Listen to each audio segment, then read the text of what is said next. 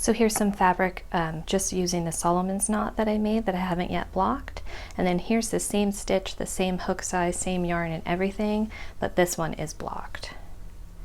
And so you can see just what a wild difference that is. This is very loopy, this is very sort of chaotic. This one is really neat.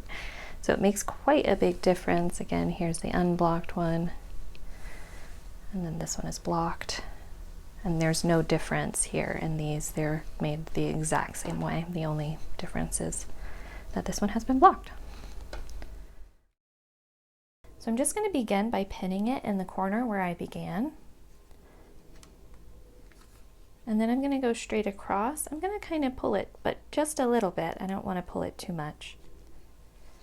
And then you can see it begins to get more clear as I lightly pull it up. So I'm just going to do that and then pin it into place. And you can see here this has begun to move, so I want to be sure to add a pin right in this area, if not both. And then I'm just working evenly, so I'm going to go over to this side and pull it a bit.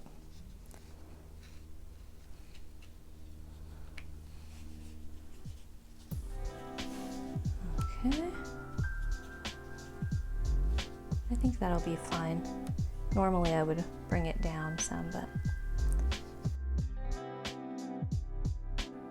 Isn't it funny how my cat has tried to eat my blocking mat? You can see all along the edges that there's bite marks.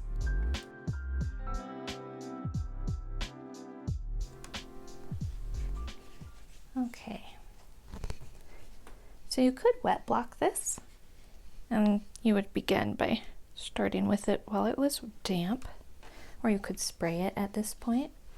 But I'm just going to use my steamer. So you can see the green light's on, so it's ready. And then I have it on low. I'm just going to lightly steam it.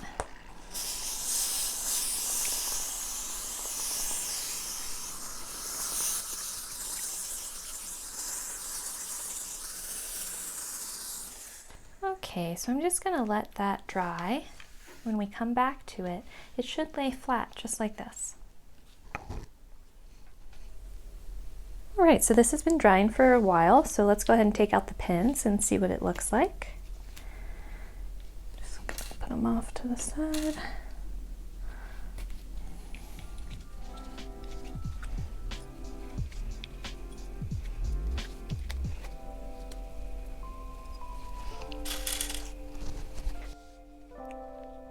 And you can see what a massive improvement that is. It looks so neat and beautiful. Okay guys, I hope that you found this tutorial helpful. If you have, please don't forget to like and subscribe. Thanks so much for watching.